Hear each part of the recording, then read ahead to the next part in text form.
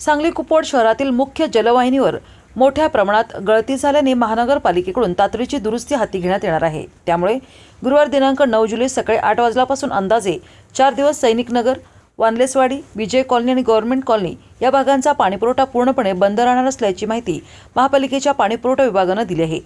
कुपवाड पाणीपुरवठा योजनेअंतर्गत कापसे प्लॉट येथील मुख्य संतुलन टाकीपासून विजयनगर रेल्वे पुलाशेजारी रेल्वे विभागाच्या हद्दीतून जाणाऱ्या 300 मिलीमीटर व्यासाच्या DI ग्रॅव्हिटी मेन जलवाहिनीला मोठी गळती लागली आहे। ही जुनी जलवाहिनी बदलून नवीन पाईप बसवणे, जोडणी करणे आणि चाचणी घेणे अशी कामे सलगपणे करण्यात येणार आहेत। या संपूर्ण प्रक्रियेत सुमारे 4 दिवसांचा कालावधी लागण्याची शक्यता आहे।